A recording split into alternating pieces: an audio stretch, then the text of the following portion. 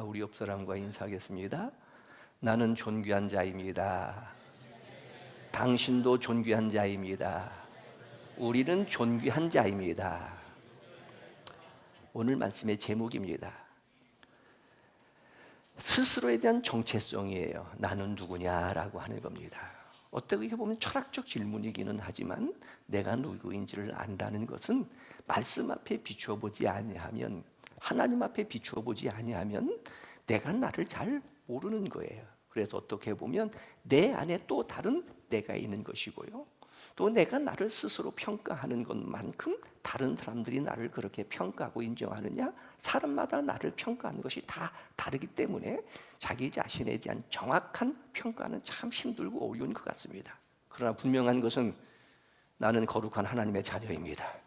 나는 목사입니다. 하나님의 자녀, 예수 믿는 그리스도인 하게 되어진다면 먼저는 종말론적 입장에서 천국을 보장받고 사는 거예요. 돌아갈 본향이 있습니다. 내가 인정하든 인정하지 않든 하나님께서 나를 돌보아 주시고 지켜주시고 인도하시고, 세상에 수많은 부귀영화가 있다고 해서 만족할 것 같아요? 그렇지 않습니다. 최고의 부귀영화를 누렸던 다윗도 여호와가 나의 목자가 되시기 때문에 내가 부족함이 없는 겁니다. 그를 묻은 경호원들이 지켜주기 때문에 내가 가는 길이 안전해요. 주의 지팡이와 막대기로 나를 안위하시기 때문에, 심지어는 원수의 목전에서도 내게 상을 베푸시는 하나님의 은혜로 내가 사는 거예요. 내가 이 세상에서 부귀영화를 누리는 왕으로서 영원토록 그렇지 않다. 여호와의 문지기에 하루가 이 세상 부귀영화를 누리는 첫날보다도 많다. 내가 가는 이 순례 여정, 나의 평생의 선하심과 인자하심이 정녕 나를 따르리니 내가 여호와의 집에 영원히 거하리로다. 내가 누구냐라고 하는 이 정체성만 알아도 힘들다고, 조금 어렵다고 그것 때문에 포기하고 낙심하지 않습니다. 잘 된다고 그것 때문에 교만하지 않습니다. 내가 누구냐라고 하는 것을 알고 난 이후에는, 그러면 어떤 사람이 되고 싶느냐 하는 거예요. 요즘 다시 한번 본질로 돌아와서 처음 신앙생활을 하고 목사가 되고 교회를 개척하는 그 시절로 자꾸 돌아가서, 나는 이런 목사가 되고 싶다, 우리 영광교회는 이런 교회가 되었으면 좋겠다라는 그런 꿈을 지금도 다시 꾸게 되어지는 거예요. 나는 지금 어떤 사람이 되고 싶느냐 하는 거예요.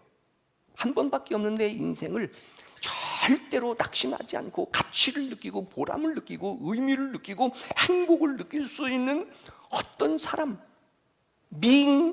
뭐가 되고 싶느냐 하는 거예요. 지금 어떻게 살아가고 계시느냐 하는 거지요. 중요한 것, 어떻게 보면 이게 끊임없는 질문이기도 하고요, 또 살면서 이게 숙제이기도 한데, 그러면 지금 나는 어떻게 살고 있느냐 하는 거예요. 오늘 말씀이 이러한 질문들에 대하여 나는 누구인가? 나는 어떤 사람이 되고 싶은가? 나는 지금 어떻게 살고 있는가에 대한 질문에 여러분들이 오늘 말씀에 정답 혹은 대답 혹은 해답이 될 수 있기를 바랍니다. 오늘 말씀의 제목으로 정답을 드리고 싶어요. 다시 한번 옆 사람에게, 나는 존귀한 자입니다. 당신도 존귀한 자입니다. 우리는 존귀한 자입니다. 여러분, 존귀하다라고 하는 것은 존중하고 귀하다, 이 합성어인 것으로 생각이 되어지지만 언어적 측면에서는 소중하다 그런 말입니다. 가치가 있다 그런 말입니다. 존중이라고 하는 이 말의 어원 속에는요, 무게가 있다 그런 뜻을 갖고 있어요.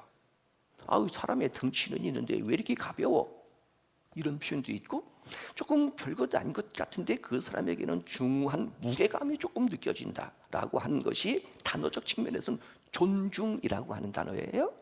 오늘 여기 존귀하다라고 하는 이 단어는 당신은 정말로 소중한 사람입니다. 당신은 정말로 가치 있는 사람입니다. 당신의 인격을 존중합니다. 당신이 하고 있는 사역을 나는 인정합니다. 그런 뜻을 갖고 있는 것이 존귀하다라는 뜻입니다. 다시, 나는 누구냐? 나는 어떤 사람이 되고 싶느냐? 나는 지금 어떻게 살고 있느냐? 라는 질문에 대하여 오늘 말씀의 제목이 정답이 될 수 있기를 바랍니다. 다시 한번 옆 사람에게 나는 그렇지 못한데 왜 자꾸 하라는 거야? 사람이 마음으로 믿어 의에 이르고 입으로 시인하여 구원에 이르느니라. 혹시 나는 조금 그렇지 못한 것 같아도 자꾸 선포하고 외치다 보면은 나도 그렇게 살아야지. 그러니까 대표 기도 하시는 분들의 그 기도가 나에게는 부담도 되어져요. 그러나 기도가 응답되어야 되니까 내가 그렇게 살아야 되겠다라고 몸부림치는 거예요. 다른 사람들이 보게 될 때에 나를 존귀한 자로, 그러나 내가 나는 존귀한 자입니다 라고 하는 말한 것을 책임을 지려면 그렇게 살아가는 거예요. 가치 있게 사는 거예요. 무게 있게 사는 거예요. 존중받으면서 사는 거예요. 여러분, 행복한 위선자라고 하는 소설책이 있습니다. 인상이 아주 험악했어요. 그래서 옛날 어르신들 말씀 속에서도 생긴 대로 노네 이런 이야기도 있었잖아요. 그리고 어렸을 때 이게 무슨 뜻인지는 몰랐지만 꼴값 하네 하는 말도 있었고요. 꼴이라는 말입니다. 형틀, 꼴. 얼굴값을 해야 된다. 이름값을 해야 된다라는 말입니다.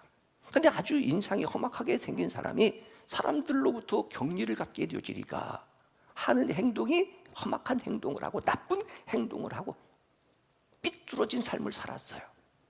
그가 성장하고 난 다음에 아리따운 아가씨를 만나게 되어집니다. 참 순결한 아가씨를 만나게 되어집니다. 용기를 내서 그 아가씨에게 찾아가서 청혼을 하는 거예요. 근데 그 아가씨가 당신같이 험악한 사람하고 내가 결혼을 할 수는 없습니다. 거절을 당했어요. 어떻게 하면 결혼할 수 있을까? 어떻게 하면 내 이 험악한 얼굴을 조금 가릴 수 있을까? 찾아서 아주 인자하게, 신앙적인 용어로 말하면 아주 은혜롭게 생긴 가면을 쓰고 다시 나타났습니다. 요즘도 가면술이 유명하잖아요. 특별히 AI 그 모습을 보면 생전에 그 사람 같아요. 이런 가면을 쓰고 찾아와서 청혼을 하게 되자 이 아가씨가 결혼을 하게 되집니다. 그리고 행복하게 살았어요. 어느 날 가면을 한 이 남자의 과거를 알고 있고 험악한 얼굴을 알고 있는 한 남자가 찾아와서 아내가 되어진 여인에게 당신 남편은 가면을 쓴 거예요. 가면을 벗기면 아주 인상이 험악하게 될 것입니다. 아내가 깜짝 놀라서 남편의 가면을 벗겼습니다. 그런데 험악한 얼굴이 아닌 정말로 인자한 모습으로 얼굴이 변해 있었어요. 이것이 맥스 비어붐이라고 하는 행복한 위선자라는 소설에 나오는 이야기입니다. 잘났다, 예쁘다, 비주얼이 좋다? 의미 없습니다. 자연산이에요. 하나님이 만드신 창조주, 이 모습이에요. 근데 왜 이 모습이 험악한 인생이 되어지고 사람들로부터 거부감을 받는 인생이 되어지느냐? 말 그대로 얼굴이에요. 얼이라는 것은 생각, 정신, 이것이 얼굴 터널이에요. 표현되어지는 거예요. 그러니까 이 얼굴을 가리켜 사람들은요, 어떻게 살았느냐에 대한 성적표가 얼굴이다. 성공하는 사람들에게는 표정이 있다. 그래서 잘생겼다, 이쁘다가 아니라 웃는 사람이 좋은 거예요. 그래서 그런 프로그램도 있었잖아요. 웃으면 복이 와요. 지금도 생각납니다. 연변은요, 조선족 자치구예요. 연길공항, 옛날에는 그 공항을 좀 몇 차례 다녔던 기억이 있는데 연길공항에 표가 딱 써 있어요. 조선족 자치구이기 때문에 한글과 중국말이 동시에 기록이 되어져 있습니다. 거기에 인상이 바뀌면 인생이 바뀝니다. 이 공산국가예요. 근데 그게 써 있는 거예요. 인상이 바뀌면 인생이 바뀝니다. 그러니까 옛날 어르신들 말씀에 뭐 한 대로 산다고요? 생긴 대로 사는 거예요. 근데 우리 아내는 너희 안에 이 마음을 품어라. 곧 누구의 마음? 예수 그리스도의 마음. 그러니까 우리 인사할 때에 기분 좋은 인사. 다시 한번 옆 사람을 보면서 당신을 보면 예수님이 생각납니다. 시작. 그렇잖아요.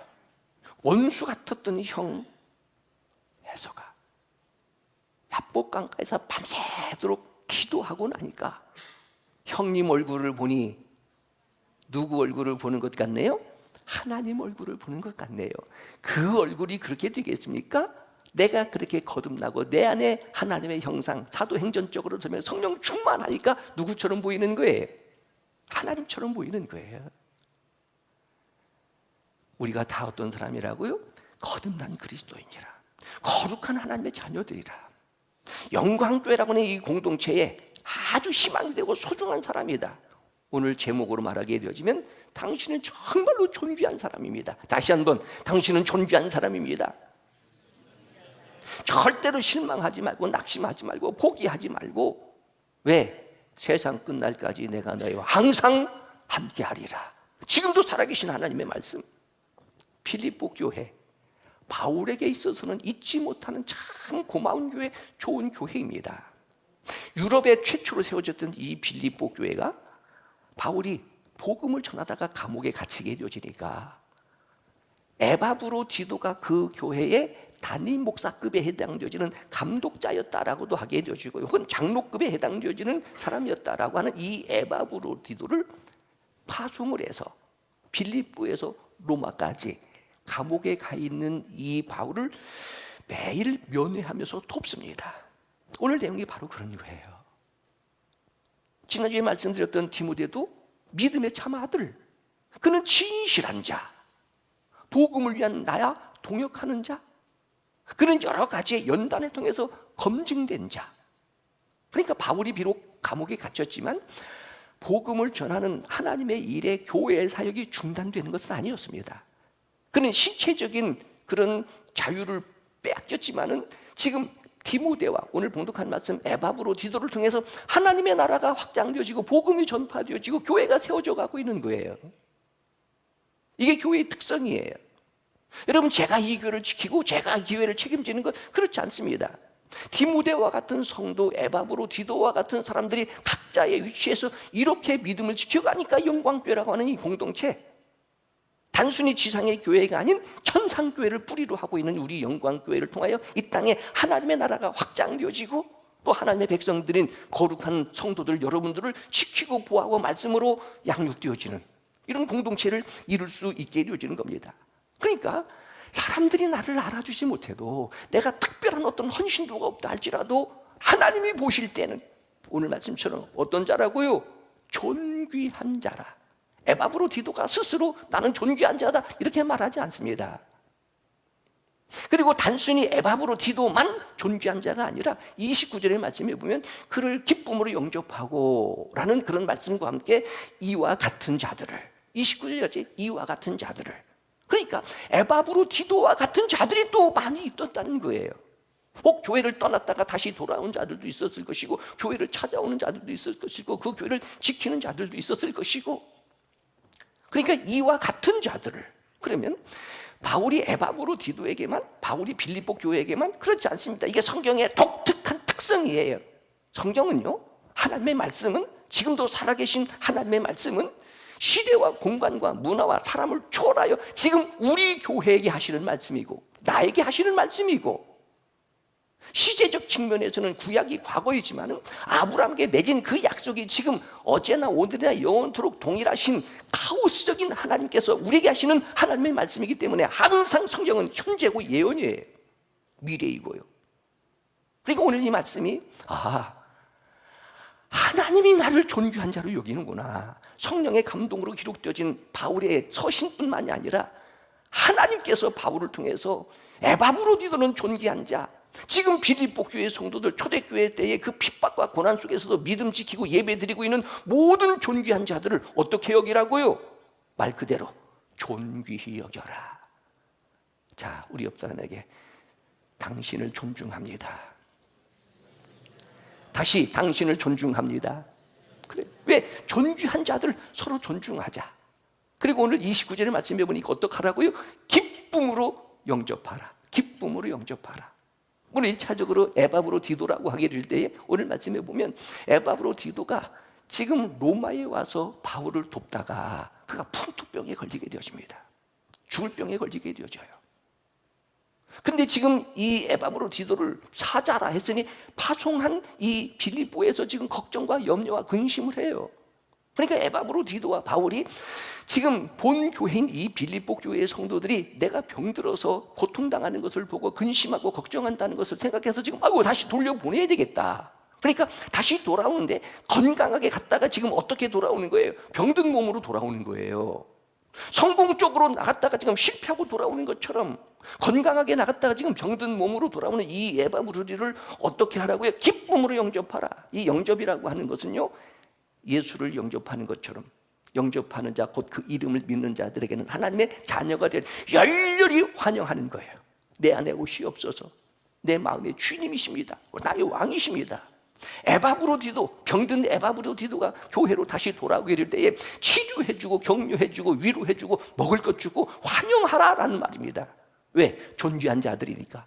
그러면 에바브로디도만 그러냐 하는 거예요. 또 이와 같은 자들을 여러 가지 핍박에 의해서 디아스포라가 되어졌습니다. 빌립보 교회를 떠났었습니다. 그래서 다시 교회로 돌아오게 되는 그들 낙심하고 실패하고 마치 돌아온 탕자처럼 그런 자들 다 어떤 자들이니? 존귀한 자들이니 존귀히 여겨라 하는 것이 오늘의 말씀이에요. 그러면서 대표적 의미로 에바브로디도에 대한 평가입니다. 혹은 바울과 에바브로디도와의 관계를 설명되어 주는 거예요.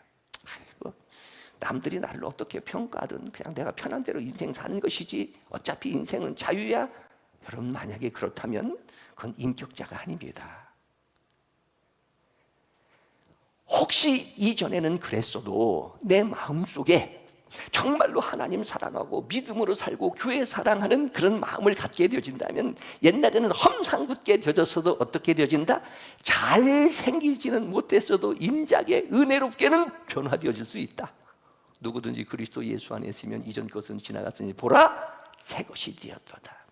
그러니까 이런 사람은요, 굉장히 아이돌처럼 코도 옷도 입술도 앵두처럼 지어졌는데 맨날 인상 쓰고 짜증 부리고 하는 그 사람보다 조금 코도 이렇게 올라갔고 입술도 이렇게 생겼는데도 항상 웃고 하면 그런 사람들이 매력이 있잖아요. 은혜가 있잖아요. 에바브로디도라는 뜻이 바로 그런 뜻입니다. 매력이 있는 사람, 그런 뜻이에요. 매력이 있는 사람, 잘난 사람 이런 것보다는 준수한 사람 이런 뜻이에요. 준수하다, 매력이 있다라고 하는 것을 그 원어 그대로 우리나라 성경에 에바브로디도 이렇게 지금 번역이 되어져 있는 겁니다. 여러분, 제 이름을 외국어로 어떻게 번역하겠어요? 제 이름을 그냥 이름을 그대로 쓰는 것처럼 그렇게 되어지는데 바울이 생각하는 에바브로디도, 존귀한 에바브로디도, 오늘 25절에서는요, 정말로 존귀한 자는 교회에 필요한 자다. 역설적으로 필요한 자는 정말로 존귀한 자다. 여러분, 영광교회에서 한 사람도 필요 없는 사람 없습니다. 모두가 다 필요합니다. 그러니까 존귀한 자예요. 지금 에바브로디도 병들었어요. 그래도 빌립보 교회에 필요한 자예요. 그러니까 그것을 보내면서 이를 존귀히 여겨라, 기쁨으로 그를 영접하고 환영하라라고 부탁하는 겁니다. 어떤 사람이길래? 나의 형제예요. 지난주에도 말씀드렸던 것처럼 디모데가 와서 설교하는 것을 보면 누가 생각이 나요? 바울이 생각이 나요. 바울을 보면 또 디모데고 생각이 나요. 왜? 부전자전, 믿음의 참 아들이니까. 그런데 바울이 이 에바브로디도를요, 형제라 이렇게 부릅니다. 우리가 아는 것처럼 형제는 한 아버지예요. 촌수로 말하면 1촌입니다. 2촌이 되어집니다. 아델포스라고 하는 성경적인 이 형제의 의미는요, 한 아버지 밑에서 기쁨도 슬픔도 살아도 죽어도 모두가 다 하나의 공동체를 이루는 존재가 형제예요. 그러니까 에바브로디도의 병든 고통이 바울의 고통이 되어지는 것이고요. 왜? 나의 형제니까. 가정에도 잘난 형제도 있고 못난 형제도 있고 공부 잘하는 형제도 있고 그렇지 못한 형제도 있고, 그런데 부모님 때문에 한 가정에 다 같이 모이는 공동체, 더 나아가 함께 수고하고 함께 군사된 자요. 군사니까 더 나가서 이게 이제 전투적 용어이잖아요. 복음을 지키고 하나님의 나라를 지키고 교회를 지키는 우리는 십자가의 군사. 근데 함께라고 하는 이 단어는요, 히브리적 의식 속에는 식탁이라는 의미를 갖고 있습니다. 한 자리에 둘러 앉아서 같이 밥을 먹는 거예요. 같이 식사를 나누는 거예요. 이런 의미를 가지고 있는 거예요. 그래서 오늘 한 자리에서 여러분들이 말씀의 떡을 함께 지금 나누는 겁니다. 함께 예배를 드리는 겁니다. 오늘 바울적 표현으로 말하게 되면 우리는 하나님 나라의 형제들이에요. 하나님 나라의 친척들이에요. 우리 서로 수고하는 거예요. 수고라고 하는 단어는 바로 뒷받침되어지는 것이 사랑입니다. 사랑하기 때문에 이 뜨거운 여름에도 주차장에서, 식당에서, 찬양대로 등등 하는 일이 뭐예요? 이게 하나님 나라의 공동체이니까, 하나님의 자녀들이니까. 그리고 함께 군사된 자, 교회를 지켜가는 거예요. 뭐 하면서요? 함께라고 하는 것은 식탁을 함께 나누게 되어지면서, 그러니까 예배 드리고 나서 식사를 하잖아요. 카페 가서 아이스크림도 함께 나누게 되지잖아요. 그 모든 것 속에 시간과 물질, 은사를 나누는 섬김이 있는 이 공동체, 바울이 에바브로디도를 생각하게 되실 때, 더 나아가서 너희의 사자라고 하는 것은 라이온, 짐승, 무서운 그 의미가 아니라 아포스톨로스, 보냄을 받은 자라는 뜻을 갖고 있어요. 로마의 감옥에 갇혀있는 바울을 위하여 헌금을 해서 그것을 가지고 영치금으로 넣어주기도 하고, 오늘날로 말하면 필요를 채워주기도 하고, 나의 쓸 것을 돕는 자라. 얼마나 고마운 사람이에요.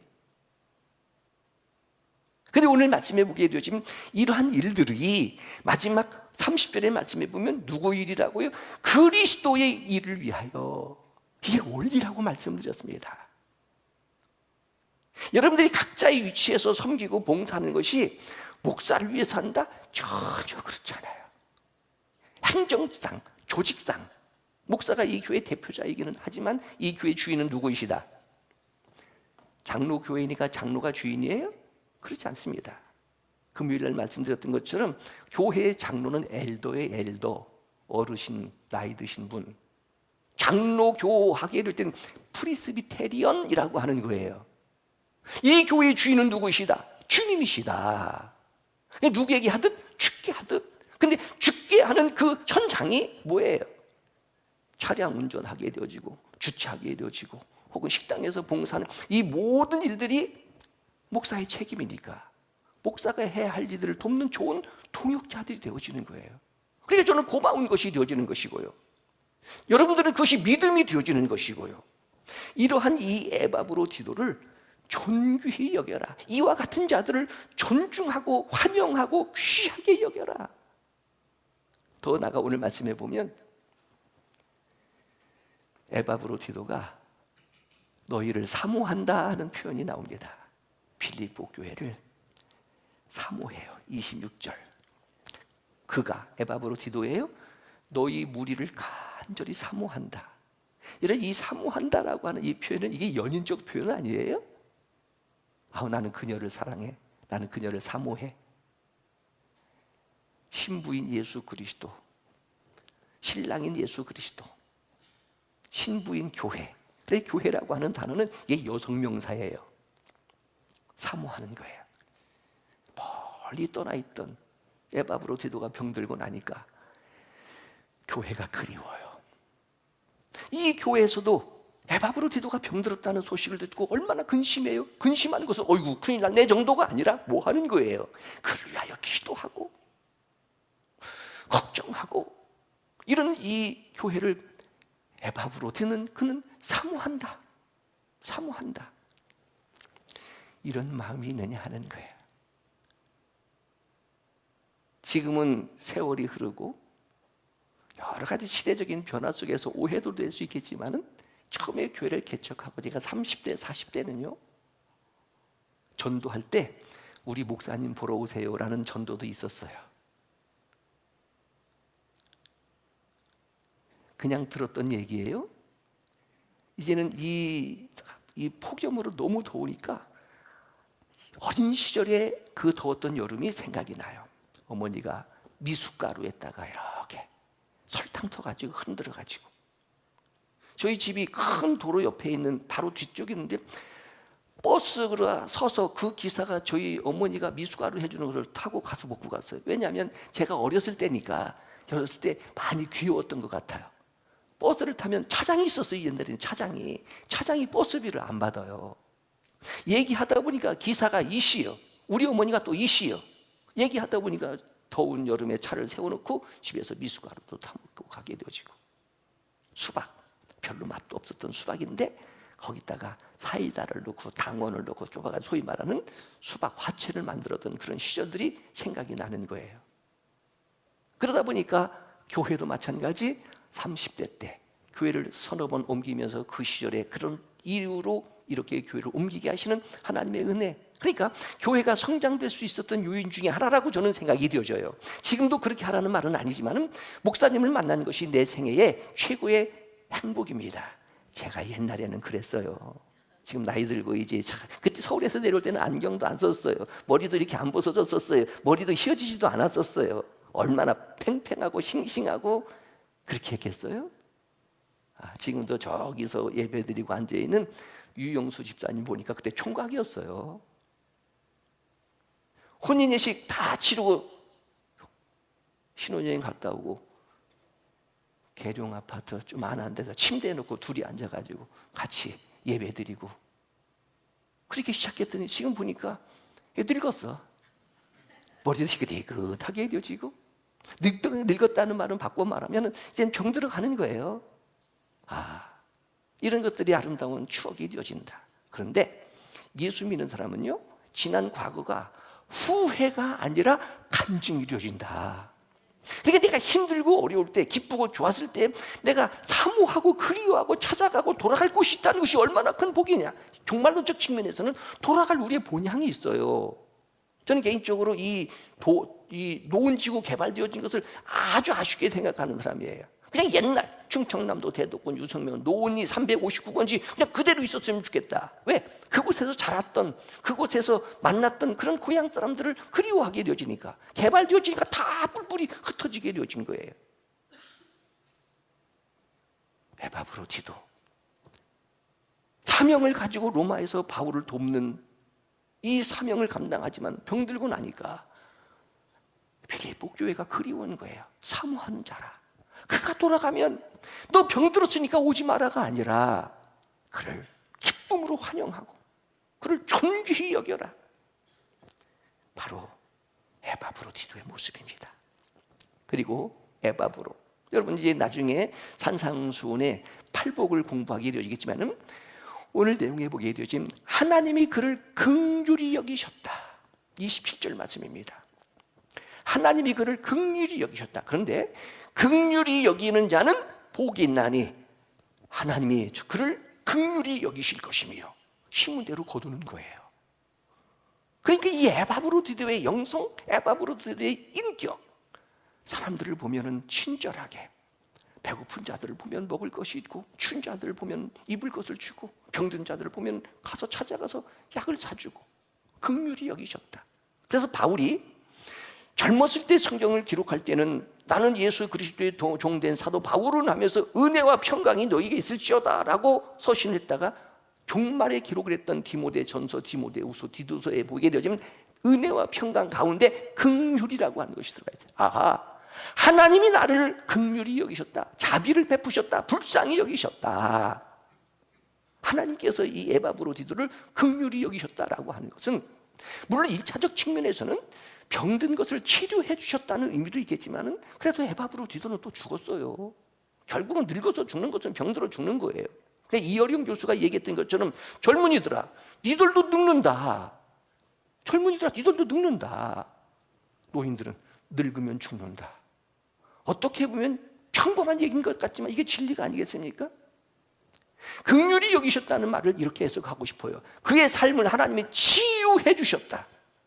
치유를 받게 되어지니까 육체적인 가시, 비록 고침받지 않고 내가 그대로 육체적인 가시 때문에 괴롭지만, 이 사탄의 가시 같지만 그래도 이 가시 때문에 내가 더 교만해지지 않고 그럴수록 하나님 앞에 기도하고 치유되어지는 인생, 이게 기도의 응답이고요.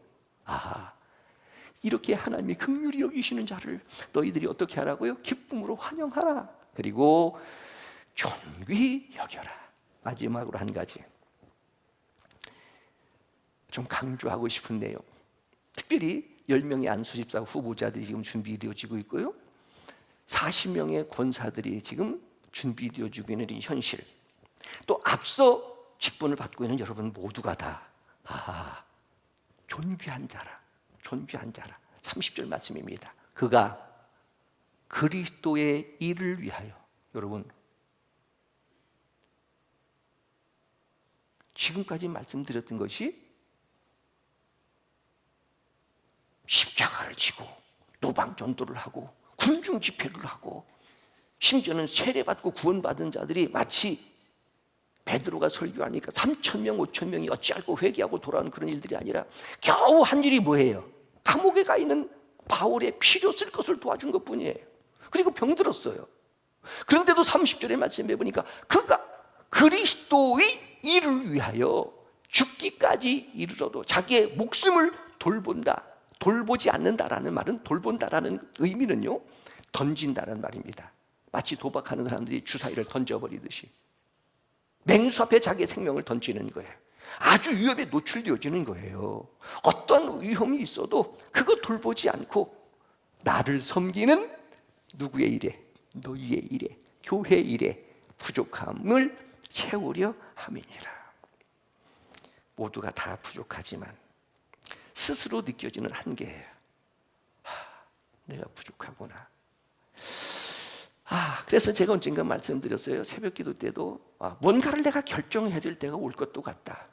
단순히 교회적인 뿐만이 아니라 자신의 신변적인 충만이 아니라 총회적인 여러 가지 일들로 뭔가를 결정해야 될 때가 있을 것 같은데 위하여 기도해달라 하는 거예요. 그러면서 동시에 더 이상 여러분에게 만족을 줄 수 있는 그런 유효 기간은 지나가는구나 하는 생각이 들어요.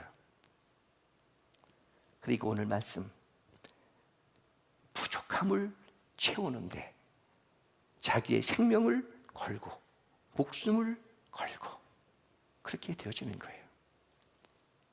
여러분, 이게 존중이 여기고 귀히 여기고 환영하고 영접하는 것이 얼마나 힘든고 어려운 일인지 탈무드에 나오는 얘기입니다. 어느 정도의 규모 있는 기업을 경영하는 사장이 젊은 청년을 채용했어요. 근데 아침마다 회사에 출근을 하는데 인사를 안 해요. 존중을 안 하고 존경을 안 해요. 그래서 사장이 불렀어요. 내가 그래도 이곳 사장인데 나를 좀 존중하고 존경하고 인사도 해야 될 것 아니냐라고 하니까 그 청년이 하는 말이, 사장님, 내가 일한 것만큼 월급 주시는데 무슨 존경할 필요가 있습니까? 이게 맞는 말 같은데도 또 우리의 정서로는 잘 이해가 되지 않아요. 아니, 당연하게 내가 일을 하고 받는데 내가 왜 존중하고 왜 존경하고 인사를 해야 됩니까? 나는 내 일을 하는 것뿐입니다. 이게 맞는 것 같은데. 그러니까 이 사장이 이렇게 말합니다. 그러면 내가 재산의 4분의 1을 나누어서 4분의 1을 너한테 주면 나를 존중하겠느냐? 그러자 이렇게 말합니다. 똑같이 나눈 것도 아닌데 왜 존중합니까? 그래, 이 사장이 또 듣고, 그러면 반절 나누어서 내가 반절을 너한테 나누면은 그러면 나를 존중하겠느냐? 그러니까 이 청년이 하는 말이에요. 아니, 똑같은데 왜 존중합니까? 이게 맞는 말 같은데? 그래서 이 사장이 나중에는 그러면 내가 가지고 있는 모든 재산을 너에게 줄 테니까 그러면 너는 나를 존중하겠느냐? 이 청년이 말하는 겁니다. 아니, 그때는 내가 사장님을 만날 필요가 뭐가 있습니까? 내가 사장인데. 이게 탈무드에 나오는 이야기인데 이렇게 사람을 존중한다는 것이 힘들고 어렵다. 그래서 바르게 산다는 것이 참 힘들고 어렵겠구나 하는 생각이 들어요. 오늘 말씀입니다. 적은 부분 것 같지만 교회의 일은 여러분 단순히 목사의 일이 아니라 하나님의 일, 그리스도의 일이에요. 목사도 생명을 걸고 하나님의 일, 그리스도의 일에 자신의 모든 것들을 내어놓지만 역시 우리 영광교회의 모든 성도들 중에도 지금 여러분 주차장에서 주차위원들이 이렇게 하면 해요. 그냥 제가 그랬어요. 아니, 젊고 시퍼런 교통경찰이 하면 꼼짝없이 가면서, 그래도 교회에 집사님들이 와서 안전을 위해서 주차를 여기 하세요 하면 지 마음대로 하게 되어지는 거예요. 그럼 이름 적어서 가지고 와서 이거 주차료 받아라 앞으로. 얼마나 무겁고 무섭고 더운 이 여름에 가서 봉사하는데 여러분 주방 한번 들어가 보세요. 맛있게 먹겠습니다. 잘 먹겠습니다. 오늘 떡이 있어요. 맛있게 먹습니다. 누가 하면 고맙습니다. 잘 먹었습니다. 적은 부분이지만 이런 예의들이 있어야 되는 것, 이게 서로 존중이 여기는 우리의 모습이어야 되지 않겠느냐 하는 거예요. 그래도 교회 안에서 지금처럼 서로 존중하고, 잘 왔어요, 힘들었지요, 위로하고 환영하는 건강하고 행복한 교회 공동체. 여러분, 이게 교회가 세상의 조직과 세상의 단체와의 다른 점입니다. 교회는요, 서로 경쟁하고요, 시기하고요, 원망하고요. 근데 교회는 서로 존중하고 서로 격려하고 서로 위로하는 것이 이 교회의 탁월성이에요. 다른 조직과 다른 우월성이 되어지는 겁니다. 말로라도 환영하고 인정하고 영접하고 존중하고 귀히 여기는 우리 영광교회 공동체, 여러분들이 되시기를 바랍니다. 옆 사람에게 우리는 존귀한 자입니다. 당신을 존중합니다. 기도하겠습니다. 하나님 아버지,